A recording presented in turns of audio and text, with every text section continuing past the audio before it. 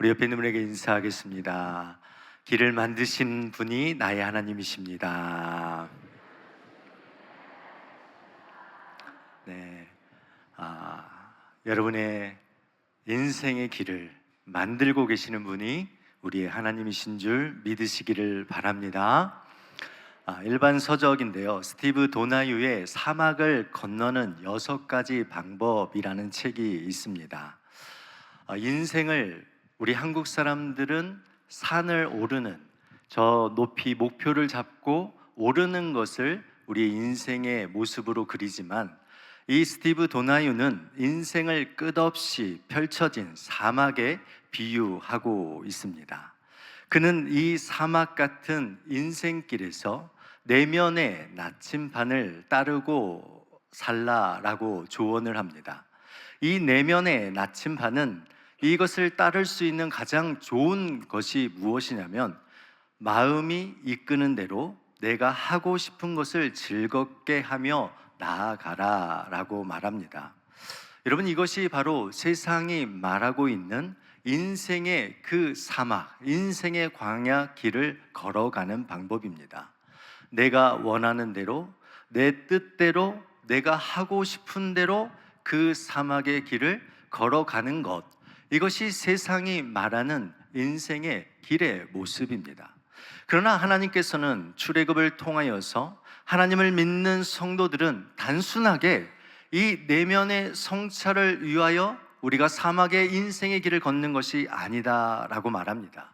내 마음 원하는 대로, 내가 하고 싶은 대로 살아가며 살아가는 이 광야길이 아니다 라고 말합니다. 성경은 이 광야는 하나님께서 우리를 이끄시고 인도하시는 아주 특별한 장소다라고 계속적으로 말하고 있습니다. 이곳은 철저하게 하나님의 인도하심을 받는 시간이며, 우리의 힘으로 살아갈 수 없는 그러한 자리임을 우리에게 말해주고 있습니다. 세상은 광야를 통하여 사막에서 스스로 물을 찾고 스스로 양식을 찾아 살아가는 곳이라면, 여러분, 성경이 말하는 광야는 우리의 힘으로는 그 어떤 것도, 먹을 것도 마실 것도 찾을 수 없어서 우리의 입에 만나와 메추라기를, 그리고 반석에서 물을 공급하시는 전적인 하나님의 그 은혜로만 먹고 살아가는 그러한 광야 사막이다라고 말하고 있습니다. 단순히 내면의 성찰을 넘어서서 오직 하나님과의 그 관계 속에서 성장하고 성숙하는 그러한 자리임을 우리는 이 출애굽의 그 여정을 통해서 보게 되어집니다. 특별히 전교인 여름 성경 학교를 이제 마무리하는 우리 원당교회 모든 성도님들의 삶 속에서는 이제 내 인생의 최고의 이 나침반이 내 손에 들려있다라는 것을 여러분 믿고 나아가셔야 합니다. 여러분의 인생의 최고의 나침반을 가지고 계십니까? 여러분, 스스로 계신 여호와 하나님이 여러분의 나침반이 되어주심을 믿으시기를 주님의 이름으로 축원드립니다. 여호와 라파의 하나님, 여호와 이레의 하나님, 여호와 니시의 그 하나님께서 여러분의 인생 가운데 함께하여 주시는 줄 믿습니다. 우리는 이러한 하나님의 이름으로 승리하며 살아가는 자들임을 믿으시기를 바랍니다. 여러분, 오늘 출애굽기 18장은 이스라엘의 위대한 지도자 모세가 광야를 건너는 그러한 방법에 대해서 나누고 있습니다. 이 출애굽기 18장의 내용은 사실 모세의 개인의 이야기, 가정사에 대한 이야기를 쓰고 있는 장입니다. 출애굽기 19장은 시내산의 언약 체결을 앞두고 있는 출애굽기에서, 아니 성경의 역사에서 가장 중요한 장이 출애굽기 19장의 내용을 담고 있습니다.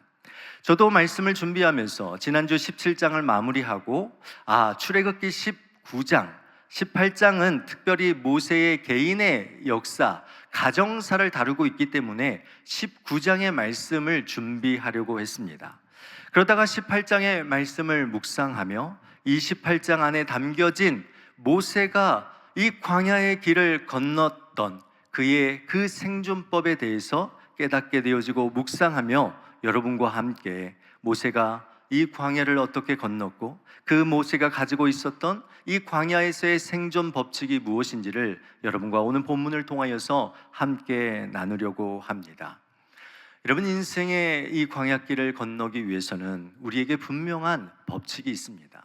우리에게 분명한 길이 있습니다. 첫 번째는 게르솜과 엘리에셀의 이 나침반을 가지라라는 것입니다. 모세는 이미 광야에 아주 익숙한 사람이었습니다. 그는 40년 동안 애굽의 왕국에서 최고의 교육을 받았고 동시에 미디안 광야에서 40년간 양치기로 살면서 광야의 모든 것을 몸으로 배우고 경험한 자입니다. 하나님께서 그를 이스라엘 백성들의 지도자로 세워주시고 광야로 인도하시는 이러한 지도자로 세우시는 것은 우연한 사건이 아닙니다. 그의 40년의 광야 생활은 이스라엘을 광야로 인도하시기 위한 여호와 일에 하나님의 준비하심이었다라는 것을 우리는 알게 되어집니다. 모세는 80년이라는 긴 세월 동안 수많은 지식과 경험을 쌓았지만 결국 이 광야 속에서 그의 나침반은 오직 하나님이심을 고백하고 있는 것입니다. 여호와 하나님, 여호와 라파의 하나님, 여호와 이레의 하나님, 여호와 니시의 하나님을 향한 이 삶의 방향성을 가지고 나아가는 것입니다. 지난번에 설교의 말씀을 드렸던 것처럼 여러분, 나침반은 항상 N극이 북쪽을 가리킵니다. 중요한 것은 이 나침반의 N극은 방향을 알려주는 기준점이다라는 것입니다. 그 기준, 북쪽을 알면 그로부터 우리가 원하는 다른 모든 방향, 남쪽과 동쪽과 서쪽을 우리가 쉽게 찾아낼 수 있는 것입니다. 나침반이 항상 북쪽을 가리키는 것처럼 우리의 삶의 기준점을 우리가 항상 하나님께 둔다면 우리는 어떤 방향으로 나아가든지 우리가 어느 곳에 있든지 우리는 길을 잃지 아니하며 올바른 방향으로 나아갈 수 있다라는 것입니다. 모세는 그 광야 속에서 그의 삶에 이 하나님에 대한 이 나침반에 대한 이 상기물을 가지고 있었다라는 것이죠. 여러분, 상기물이 무엇입니까? 어떤 것을 바라보면 그것이 떠오르는 거예요. 어떠한 것을 바라보면 내게 가장 중요한 것들이 떠오르는 것을 우리는 상기물이다라고 말합니다. 여러분, 광야 가운데 모세가 변하지 아니하고 흔들리지 아니하였던 그의 상기물이 있었는데 그것이 무엇이냐면 바로 모세의 두 아들이었습니다. 첫 번째로 출애굽기 18장 3절 말씀에 보면 이렇게 쓰고 있습니다. 그의 두 아들을 데리고 왔으니 그 하나의 이름은 게르솜이라. 이는 모세가 이르기를 내가 이방에서 나그네가 되었다 하미요 라고 쓰고 있습니다. 애굽에서 도망친 모세는 미디안 광야에 머물렀습니다. 그 미디안 광야 가운데서 여러분 40년을 보내야 했습니다. 그는 자신이 어디에서 왔고 어디로 가야 될지 그리고 자신의 정체성을 잃어버린 채 이 미디안 광야 가운데 머물렀습니다. 언제나 그의 삶은 불안한 그러한 나그네 삶이었고 그러한 마음이 첫째 아들을 낳을 때에 그의 이름에 모세의 그 마음을 담은 것입니다. 그리하여 그 첫째 아들의 이름을 게르솜이라고 불렀고 그 게르솜이다라는 뜻은 무엇입니까? 내가 이방에서 나그네가 되었다라고 말하는 것이죠. 여러분, 모세에게 있어서의 이 나침반은 여러분 한 가지의 방향밖에는 가리키지 않았습니다. 그것이 무엇입니까? 게르솜이었습니다. 그의 삶은 언제나 이방인과 같았고 그의 삶은 언제나 갈 바를 알지 못하는 그 게르솜의 방향성만을 가진 것입니다. 그런데 이런 모세에게 하나님께서 나타나셔서 그에게 또 다른 방향성을 제시하십니다. 모세의 두 번째 아들이 있는데 4절에 그의 아들의 이름을 엘리에셀이다라고 쓰고 있습니다. 우리 한번 4절 말씀 같이 읽겠습니다. 하나님의 이름은 엘리에셀이라. 이는 내 아버지의 하나님이 나를 도우사 바로의 칼에서 구원하셨다 함이라. 아멘. 여러분, 하나님께서 모세를 그 광야의 떨기나무 불꽃 가운데서 그를 부르셨고 이스라엘을 구원하시겠다라는 그 사명을 맡겨주셨습니다. 아마 두 번째 아들 엘리에셀은 하나님께로부터 받은 이 사명 이후에 태어난 아들인 것 같습니다. 왜 그렇습니까? 그 아들의 이름의 뜻이 무엇입니까?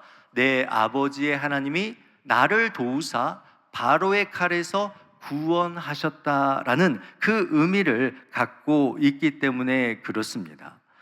여러분, 모세는요, 게르솜이라는 삶의 그 나침반을 가지고 살아가는 자였는데 하나님께서 그에게 엘리에셀이라는 그러한 새로운 나침반을 그에게 허락하여 주셨습니다. 이것은 변하지 않는 기준, 내가 너의 삶에 엘리에셀의 하나님으로 함께 하실 것이다. 너의 그 광야 같은 삶 속에서 내가 너를 도울 것이며 내가 너의 구원자가 될 것이다 라는 그러한 분명한 그 N극, 변하지 아니하는 이 엘리에셀의 그 방향성을 모세에게 제공하심을 통하여서 그는 광야 가운데서 온전하고 바른 이 나침반을 가지게 되었다라는 것입니다. 여러분, 모세는 이 광야를 살아갈 때에 게르솜과 엘리에셀을 바라보며 무엇을 생각했겠습니까? 자신의 아들을 바라보며 게르솜을 바라보며 엘리에셀을 바라보며 그가 항상 기억하고 생각하는 것은 무엇이었겠습니까? 하나님이지 않았겠습니까? 여러분의 우리의 인생에도요, 게르솜과 같은 그러한 삶을 살아갈 수 있습니다.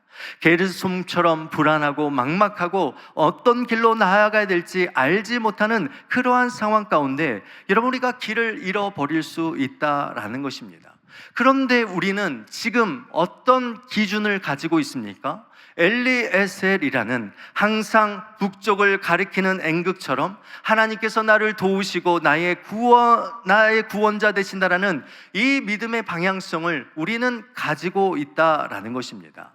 여러분, 그러기에 우리는 게르솜의 그 상황 속에서도 방향성을 잃지 않으며 살아가는 자들이죠. 여러분, 이와 반대로 우리는 하나님께서 나를 구원하셨다라는 이 엘리에셀의 하나님이 우리의 인생 가운데 항상 함께 하신다는 것을 여러분 믿으며 살으셔야 합니다. 그러나 이와 동시에 우리의 인생에 무엇이 존재할 수 있음을 여러분 아셔야 됩니까? N극이 있으면 S극이 있습니다. 여러분, 엘리에셀의 그 하나님을 믿고 살아가는 자의 그 인생 속에서도 무엇이 있습니까? 게르솜의 그러한 삶의 방향성이 있을 수 있다라는 거예요. 그러나 우리가 그 가운데 중요한 것은 무엇입니까? 혹 내 삶이 게르솜의 방향성 가운데 있을지라도 우리의 N극은 어디를 향하고 있습니까? 하나님께서 나를 도우실 것이다, 하나님께서 나를 구원하실 것이다 라는 이러한 분명한 믿음이 있기에 게르솜의 그 삶 속에서도 우리는 하나님을 노래할 수 있는 것입니다. 게르솜의 그 삶의 그 방향성에 있을지라도 우리는 그곳에서 힘을 얻고 다시 일어서며 다시 엘리에셀의 그 하나님의 그 놀라운 능력을 얻으며 살아갈 수 있다라는 것입니다. 사랑하는 우리 온당의 성도 여러분, 여러분의 나침반을 여러분 분명하게 확인하셔야 합니다. 여러분의 나침반은 게르솜의 방향성만을 가지는 그러한 삶이 아닙니다. 언제나 우리에게는 N극, 변하지 아니하는 하나님이 계시고 우리를 도우시고 나를 구원하시는 그 하나님이 항상 함께 하신다는 것을 잊지 아니할 때 우리는 이 광야 가운데서 바른 길을 걸어갈 수 있게 되는 줄 믿습니다. 여러분, 모세는요 또한 이 광야 가운데서 이 광야를 건너는 두 번째의 그 방법을 우리에게 말합니다. 오아시스와 같은 가정을 항상 우선순위에 둬라라고 말합니다. 모세는 미디안 광야에서 하나님의 부르심을 받고 애굽으로 돌아가기를 결정합니다. 40년의 광야 생활을 마무리하며 장인 이드로에게 이제 자신이 애굽으로 돌아가야 되겠다라는 이야기를 출애굽기 4장 18절 말씀에서 이렇게 밝히고 있습니다. 모세가 그의 장인 이드로에게 돌아가서 그에게 이르되 내가 애굽에 있는 내 형제들에게로 돌아가서 그들이 아직 살아있는지 알아보려 하오니 나로 가게 하소서. 이드로가 모세에게 평안히 가라 하니라. 아멘. 모세는 사실 약간 거짓말을 하고 있습니다. 하나님께서 모세에게 애굽으로 가라고 하신 이유는 무엇냐면 형제들이 살아있는지 확인하라고 보낸 것이 아닙니다. 이스라엘 백성들을 구원하라고 모세를 부르셨고 모세를 그 애굽으로 보내셨습니다. 그런데 지금 모세는 장인 이드로에게 뭐라고 이야기하고 있습니까? 내 형제들이 살아있는지 한번 보려고 애굽으로 돌아갑니다 라고 말하고 있습니다. 아마 모세가 가족을 다 데리고 애굽과 싸우러, 애굽으로부터 이스라엘 백성들을 구원하러 갑니다 라고 말했을 때에 아마 장인이 그 딸과 그 손주들을 생각하며 뭐 했을까요? 보내지 아니했을 것입니다. 여러분, 그러한 것을 생각하면서 아마 모세는 형제를 보겠다라고 말하면서 이드로부터 떠나 애굽으로 갔던 것입니다. 그런데 이 모세가 가족들을 데리고 애굽으로 향하였는데 도중에 여러분 피난편이라는 사건 기억하십니까? 할례의 문제로 인하여서 둘째 아들의 할례를 행하는 그 문제로 인하여서 모세가 죽음의 위기를 경험한 이후에 아마 모세는 그의 가족들을 다시 미디안 땅으로 보내고 혼자 애굽으로 떠났던 것 같습니다. 그리고 모세는 가족과 떨어진 상태로 출애굽의 대사명의 그 삶을 감당하였고 이스라엘 민족을 이끌고 르비딤과 시내 광야에 이르게 되었습니다. 사진 한 장을 보여주시면 이스라엘 민족이 지금 르비딤과 이 시내산에서 언약을 체결하시는 이 아랫부분에 지금 와 있는 것입니다. 바로 미디안은 그 옆에 건너편에 있는 땅이기 때문에 이 출애굽을 한 이스라엘 백성들이 미디안 광야 가까이에 있는 르비딤과 시내산 광야에 이르렀을 때 이제 장인 이드로는 모세의 아내와 두 아들을 데리고 바로 이곳으로 찾아왔다라는 것을 성경은 말합니다. 출애굽기 18장 2절과 3절 말씀 우리 한번 같이 읽겠습니다. 모세의 장인 이드로가 모세가 돌려보냈던 그의 아내 십보라와 그의 두 아들을 데리고 왔으니 그 하나의 이름은 게르솜이라. 이는 모세가 이르기를 내가 이방에서 나그네가 되었다 하며. 아멘. 여러분, 광야 가운데서 여러분 우리에게 중요한 것은 오아시스와 같은 것입니다. 여러분, 가정은 우리의 삶의, 우리의 인생의 오아시스와 같은 것입니다. 지치고 힘든 여정 속에서 가정을 통하여서 우리는 쉼을 얻고 위로를 받습니다. 여러분, 그 가정을 통하여서 때로 우리는 평안을 얻습니다. 모세는 당시 가장 강력한 이 애굽의 대제국에 맞서 싸워야 했고 신과 같은 존재였던 바로와 싸웠습니다. 200만 명이 넘는 이스라엘 백성들을 광야로 이끄는 그 막중한 그 책임감이 그에게 주어졌습니다. 그리고 그 광야를 걸어오면서 백성들의 원망과 그 불평 속에서 여러분 모세는 어떤 상황이었겠습니까? 모세는 어떤 상태였겠습니까? 아마 모세는 무척 외롭고 힘들었을 것입니다. 쉼없이 달려가며 점점 탈진해가는 그때에 모세에게 누가 찾아온 것입니까? 가족이 찾아왔습니다. 출애굽기 18장 6절에서 7절 말씀에 보면 그가 모세에게 말을 전하되 내 장인 나 이드로가 내 아내와 그와 함께한 그의 두 아들과 더불어 내게 왔노라. 모세가 나가서 그의 장인을 맞아 절하고 그에게 입맞추고 그들이 서로 문안하고 함께 장막에 들어가서 라고 말합니다. 여러분, 그동안 영적 지도자로서 강한 모습만 보여주었던 이 모세의 모습과 오늘 6절과 7절에서 보여주고 있는 모세의 모습은 전혀 다른 모습입니다. 장인에 대하여 극진한 존경과 예우를 갖추고 그에게 엎드리고 있습니다. 자기 가족들을 불러서 서로 문안하고 있습니다. 무난하다라는 이 표현 안에는 그동안에 있었던 안부를 묻다라는 그 의미도 포함되어 있지만, 이 무난하다라는 이 단어 안에는 샬롬이라는 단어의 뜻이 담겨져 있습니다. 그러니까 가족을 만남을 통하여서 모세 안에 있었던 부담과 외로움과 흔들리는 그 모든 것, 원망들, 그 모든 것들이 어떤 상태가 되었다라는 거예요? 샬롬의 상태, 평안의 상태가 되었다라는 것을 오늘 본문은 우리에게 말해 주고 있다라는 것이죠. 여러분의 가정은 어떻습니까? 여러분의 삶 속에서, 이 광야 같은 삶을 살아가는 그 삶 속에서 여러분의 가정은 오아시스와 같은 존재입니까? 쉼을 얻고 안정을 찾고 참된 평안을 누리는 가정의 모습인지 우리는 돌아봐야 합니다. 특별히 모세는요, 이 광야 같은 그 삶 속에서 이 가정의 소중함을 항상 기억하며 살았습니다. 이 시대의 가정의 소중함들이 너무나도 사라져가고 있습니다. 가정들이 너무 쉽게 깨어지고 있고, 가정을 이루는 일조차 뒷전으로 미루고 있습니다. 가정이 쉼과 평안의 장소, 샬롬의 장소가 되어야 함에도 불구하고 가정 안에 더 많은 다툼과 아픔과 눈물과 고통이 있다라는 것입니다. 모세는요, 이 광야의 그 삶 가운데 가정으로부터 위로를 받았습니다. 가정으로부터 평안을 얻었습니다. 앞선 르비딤의 사건에서 여러분, 그가 백성들과 다투고 싸웠던 그 모습을 여러분 기억하시지 않습니까? 여러분, 이 모세가 얼마나 영적으로 탈진해 있었으면 이 백성들의 그 원망 앞에 그것을 참지 못하고 다투었다라는 것을 우리가 볼 때에 그의 영적인 그러한 상태를 보게 되어집니다. 또한 특별히 출애굽기 19장, 앞으로 정말 놀라운 시내의 언약의 그 사건을 체결해야 되는 그 사건을 앞두고 있을 때에 오늘 이 출애굽기 18장이 모세의 인생에 있어서 너무나도 중요한 의미를 담고 있다는 것을 우리는 잊지 말아야 한다라는 것이죠. 여러분, 모세는 단순히 가정을 쉼과 안식, 평안을 얻는 장소로만 여기지 않았습니다. 많은 사람들이 여러분 가정을 그냥 쉼과 안식을 누리는 장소로만 생각하는 그러한 경향이 있습니다.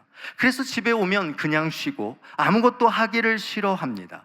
그렇게 세상에서 다른 사람들을 눈치를 보며 살았고, 그렇게 열심히 살고 애썼지만 정작 가정에 들어와서는 그 삶에 내가 애쓰고 수고한 것에 대한 보상을 받고자 하는 그러한 이기적인 공간으로 우리의 가정을 사용하는 자들이 너무나도 많다라는 것이죠.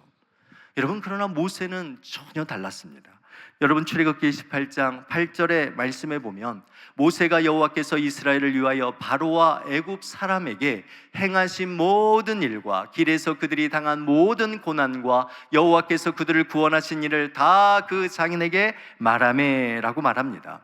장인 이드로와 그의 가족들을 다 불러놓고 그는 쉼과 평안과 안정을 찾는 것에서부터 머무는 것이 아니라 그들에게 애굽에서 일어났던 모든 일들, 하나님께서 행하신 구원의 모든 역사들, 그 과정으로 겪었던 고난과 아픔과 원망과 슬픔의 이야기, 그러나 승리에 대한 그 놀라운 솔직한 이야기들을 그 가족들에게 나누고 그 가족들에게 말하고 있는 모세의 모습을 보게 되어집니다. 여러분, 이 일을 통해서 이방인이었던 이 장인 이드로가 모세에게 고백하는 놀라운 이 고백을 들어보십시오. 이 이드로가 하나님의 살아계심과 위대하심을 지금 노래하고 있습니다. 이스라엘을 구원하신 것을 기뻐하며 여호와를 찬송하며 이제 내가 살아계신 하나님을 알았다라는 이러한 놀라운 고백을 하게 되어집니다. 더 놀라운 모습은요, 이드로가 번제물과 희생제물을 준비하여서 모세와 이스라엘의 장로들과 불러 모아서 함께 떡을 나누며 하나님을 예배하는 이러한 삶의 모습으로 나아갔다라는 것입니다. 여러분, 하나님께서 우리의 가정에게 원하시고 요구하시는 것이 이런 모습이지 않습니까? 여러분, 하나님께서 우리의 가정을 통하여서 우리의 쉼과 평안과 안정뿐만 아니라 온 가족이, 온 믿음의 가족이 함께 내가 세상 속에서 살다가 힘들고 어렵고 그 가운데서 이기고 승리했던 이 놀라운 삶들을 함께 나누며 영적인 교제를 이루려는 이러한 아름다운 모습을 우리 하나님께서 바라는 것 아니겠습니까? 여러분 9절 말씀을 통하여서 여러분 확실하게 한번 보셨으면 좋겠습니다. 9절 말씀에 보면 애굽 사람의 손에서 구원하심을 기뻐하였다. 이스라엘에게 큰 은혜를 베푸사 애굽 사람의 손에서 구원하심을 기뻐하였다. 누가 기뻐하였다는 거예요? 이방인 장인 이드로가 기뻐했다는 거예요. 10절 말씀에 보면 이드로가 여호와를 찬양하고 있어요. 할렐루야, 하나님의 이름을 이드로가 지금 고백하고 있습니다. 여러분 11절 말씀에 보면 이제 내가 알았도다. 뭘 알았습니까? 살아계신 하나님, 그 애굽의 그 놀라운 역사를 이루신 하나님을 알았다는 거예요. 또 무엇을 알았습니까? 그들을 이기셨도다. 애굽의 그 모든 신을 이긴 그 놀라운 사실을 그가 알았다라는 거예요. 12절 말씀 우리 한번 같이 읽어보겠습니다. 모세의 장인 이드로가 번제물과 희생제물을 하나님께 가져오매 아론과 이스라엘 모든 장로가 와서 모세의 장인과 함께 하나님 앞에서 떡을 먹으니라. 아멘. 여러분, 우리의 가정에 이런 놀라운 그 영적 나눔의 역사가 일어나는 가정이 되기를 주님의 이름으로 축원드립니다.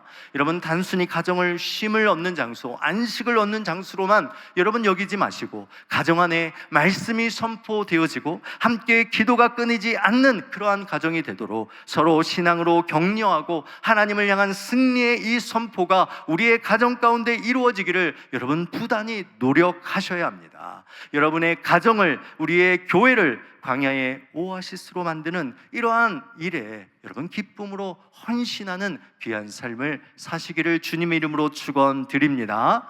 여러분, 세 번째, 이 광야 가운데서 혼자가 아닌 함께 여행하라라는 것입니다. 광야와 사막은 혼자 다니는 것만큼 위험한 일이 없습니다. 여러분, 위험한 곳을 다닐 때에 여러분 혼자가 아니라 같이 다녀야 합니다. 저는 아프리카에 있었는데 아프리카는 이 치안이 가장 좋지 않은 나라 중에 하나입니다. 유학생 목사님들과 함께 저희가 1년에 한 번 정도 가족 여행을 떠나면 우리가 여행을 준비하면서 가장 먼저 하는 일이 무엇인 줄 아십니까? 조를 짜는 것입니다. 왜 조를 짜냐면 첫 번째 이유는 유학생 목사님들의 차량이 그렇게 좋지가 않아요. 오래된 차량을 사용하다 보니까 언제 어디서 퍼질지 모릅니다. 그러니까 혼자 가다가 퍼지면 뭐 하는 거예요? 이게 대책이 없어요. 그래서 두세 가정이 함께 같이 움직이면서 차 한 대가 퍼질지라도 따로 나눠 타고 갈 수 있기 때문에 그렇습니다. 두 번째 이유는 안전 때문에 그렇습니다. 이 차량 강도가 워낙 많기 때문에 한 가정이 그냥 차를 운전하다가 차량 강도를 만나는 일들이 빈번합니다. 또 두 가정이 차량을 타고 이동하다 보면 어떤 한 차량이 중간 안으로 들어와서 끼어들기를 합니다. 그러면서 그 중간에 있는 차량이 점점 속도를 줄이면 앞차와 뒷차의 간격이 점점점 멀어지다가 결국 어려움을 당하는 일들이 남아공에 있기 때문에 이 차량이 세 대가 함께 움직이는 항상 팀을 이루어 갑니다. 여러분, 모세를 방문한 이드로가 여러분 모세의 삶을 찬찬히 보고 있는데 이 모세가 아침부터 저녁까지 홀로 백성의 모든 문제를 해결하느라 바쁘게 시간을 보내며 지쳐가고 있는 모습을 보게 된 것입니다. 백성들은 하나님의 뜻을 알기 위해서 200만 명이나 넘는 이 백성들은 그 모세의 곁에 서서 줄을 서서 하루 종일 모세에게 묻고 또 묻는 그러한 것을 반복하고 있었습니다. 이 장인 이드로가 이 모습을 보자 이것은 옳지 않다라는 생각이 들었던 것 같습니다. 그러면서 혼자 짐을 지고 있는 모세에게 내가 하는 것이 옳지 않다라고 말합니다. 17절 말씀에 보면 모세의 장이 그에게 이르되 내가 하는 것이 옳지 못하도다. 18절 말씀에도 보시면 너와 또 너와 함께한 이 백성이 필경 어떻게 된다는 거예요? 기력이 쇠할 것이고 이 일이 내게 너무 중함이라 내가 혼자 할 수 없다라고 말합니다. 이드로는 모세가 이 광야의 길을 걸어가며 혼자가 아닌 함께하는 공동체, 이를 위임하는 그러한 이 공동체의 중요성을 강조하고 있습니다. 그리하여 1000부장, 100부장, 50부장, 10부장을 세워서 각자의 역할을 나누고 더 큰 어려움이 있을 때 모세가 그 일을 감당하고 나머지가 함께 그 일을 나눠 갖는 이러한 공동체의 원리를 제공합니다. 여러분, 우리의 공동체도 마찬가지지 않습니까? 여러분, 우리의 공동체에 탈진하는 자들이 많습니다. 교회의 사역에 하나의 한 사람에게 너무나도 집중되다 보니까 결국 그곳에서 탈진하는 일들이 너무나도 많이 있다라는 것입니다.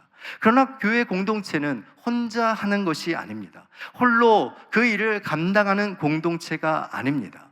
여러분, 모세가 홀로 감당해야 될 것처럼 여겼던 그 거대한 사역도요, 결국 공동체 모두가 함께 짊어져야 될 사명이었다라는 것을 말하고 있습니다. 지난번 1:1 양육 수료식 이후에 저희들이 함께 모여서 다과를 나누는 그런 시간을 가졌습니다. 우리 수료자들과 양육자들의 이야기를 듣는 시간이었습니다. 그때 양육자이셨던 은퇴 장로님께서 이러한 이야기를 저희들에게 하셨습니다. 이 1:1 양육을 하고 나서 느낀 점은 무엇이냐면, 담임 목사 혼자서 이 모든 것들을 다 할 수 없다라고 말씀하시면서 원당교회 전 성도들이 이 새로운 새 가족, 또 교회의 일들에 대해서 더 책임감을 가지고 새신자들을 환영하고 환대하고 맞아주는 일을 함께 감당해야 된다라고 말씀하셨습니다. 제게는 정말 큰 감동이고 은혜였습니다. 사랑하는 원당의 성도 여러분, 오늘 우리에게 주어진 이 광야의 삶 속에서 여러분, 우리는 혼자 짐을 짊어지려고 하고 있습니까? 아니면 내 인생의 그 삶 속에서 혼자 이 일을 감당하려고 하고 있습니까? 여러분, 그렇지 않습니다. 교회나 우리의 가정에서나 여러분, 우리가 해야 될 일은 혼자가 아니라 우리의 일을 함께 나누는 것입니다. 교회가 담임 목사에게 모든 것을 위임한다라는 것, 그것은 쉽지 않은 일입니다. 담임 목사인 저도 교회의 사역을 위임한다라는 것, 누구에게 위임을 한다라는 것은 때로는 쉬운 일이 아니다라는 것입니다. 그러나 우리가 함께 위임하고 그 책임을 지지 않는다면 우리 교회는 건강한 교회가 될 수 없습니다. 우리가 서로 짐을 나누고 서로의 그 책임을 가미며 나아갈 때 여러분, 이 광야 가운데서 우리는 승리하며 살 수 있게 되는 것입니다. 여러분, 네 번째로 여러분, 혈기를 다스리라라는 것입니다. 갑자기 혈기를 다스리라는 말이 나와서 좀 어색할 수 있습니다. 그러나 영적 지도자였던 모세에게 있어서 이 혈기의 문제는 너무나도 중요한 것이었습니다. 이것은 영적인 지도자들, 저에게도 마찬가지지만 영적인 지도자들에게 있어서 상당히 중요한 문제입니다. 모세는 불같은 성정을 지닌 사람이었습니다. 그는 자신의 동족을 괴롭히는 애굽 사람을 쳐서 죽임을 통하여서 광야로 쫓겨갔죠. 앞서 르비딤에서 백성들의 그 원망에 분노하여서 그들과 다투고 하나님이 명하신 것과는 달리 지팡이를 가지고 반석을 내리치는 실수를 범하기도 했습니다. 시내산에서 십계명의 두 돌판을 받아서 그곳에서 어떤 일이 일어났습니까? 땅에 던져버리는 그 사건을 통하여서 이 십계명 두 돌판을 박살내는 그러한 일들도 있었습니다. 여러분, 이 르비딤에 있었던 이 무리바의 사건을 통하여서 모세는 약속의 땅으로 들어가지 못하는 빌미가 제공되었습니다. 출애굽기 17장 이 무리바의 사건을 동일하게 기록한 민수기 20장 10절에서 11절 말씀 제가 보겠습니다. 모세와 아론이 회중을 그 반석 앞에 모으고 모세가 그에게 이르되, 반역한 너희여 들으라. 우리가 너희를 위하여 이 반석에서 물을 내랴 하고, 모세가 그의 손을 들어 그의 지팡이로 반석을 2번 치니 물이 많이 솟아나오므로 회중과 그들의 짐승이 마시니라. 아멘. 여러분, 모세는 혈기를 참지 못하고 나와 아론이 너희들에게 이 물을 내랴라는 이러한 것을 통하여서 하나님의 권능과 영광을 가로채는 이러한 사건을 벌입니다. 그래서 민수기 20장 12절에 하나님께서 모세에게 이렇게 말합니다. 우리 한번 같이 읽겠습니다. 여호와께서 모세와 아론에게 이르시되, 너희가 나를 믿지 아니하고 이스라엘 자손의 목전에서 내 거룩함을 나타내지 아니한 고로 너희는 이 회중을 내가 그들에게 준 땅으로 인도하여 드리지 못하리라 하시니라. 아멘.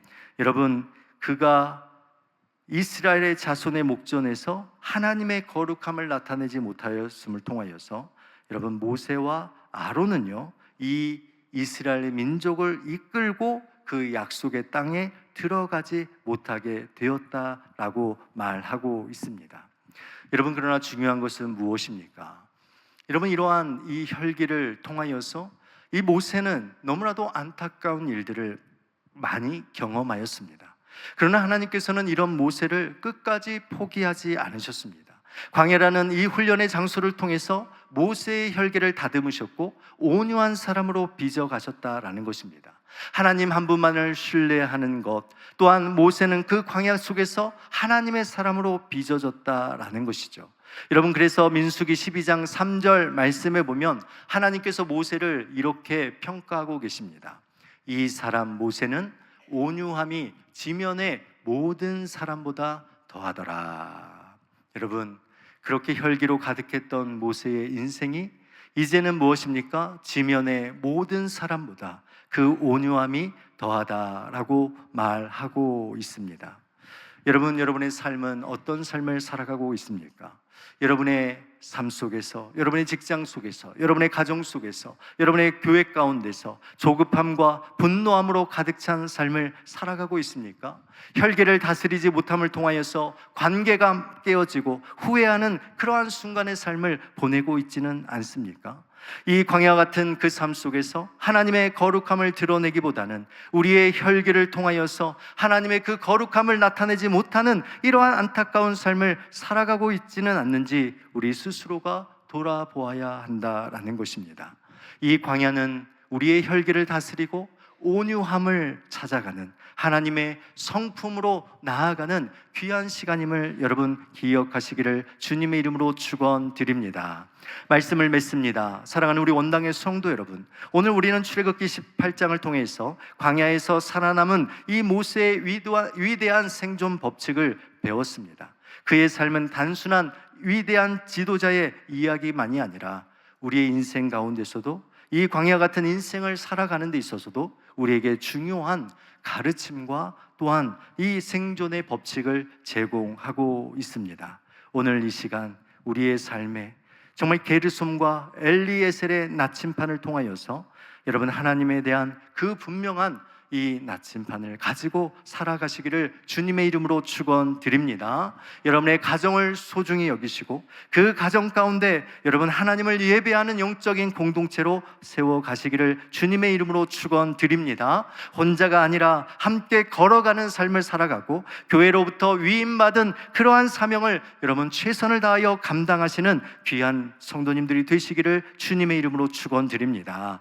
불같은 혈기를 다스리고 온유함으로 변화되어 우리의 삶과 우리의 인생에 하나님의 거룩함을 드러내는 우리 원당교회의 모든 성도님들이 되시기를 주님의 이름으로 간절히 축원드립니다. 기도하겠습니다. 하나님 아버지, 참으로 감사합니다. 오늘 이 시간 우리의 인생의 그 삶을 건너는, 이 광야를 건너는 그러한 방법들을 우리가 살펴보았습니다. 주여, 우리를 붙들어 주시고 우리에게 흔들리지 아니하는 분명한 하나님에 대한 이 믿음의 고백이 있게 하셔서 하나님, 이 광야와 같은 이 삶 속에서 우리가 주저앉지 않게 하여 주시고 하나님, 포기하지 않게 하여 주시옵시고 하나님, 광야에 하나님 앉는 자들이 되지 아니하며 그곳을 지나 약속의 땅, 하나님 우리에게 주신 축복의 그 땅으로 나아가는 전진하는 우리 원당교회의 모든 성도들이 되게 하여 주시옵소서. 예수 그리스도의 이름으로 감사하며 기도드리옵나이다. 아멘.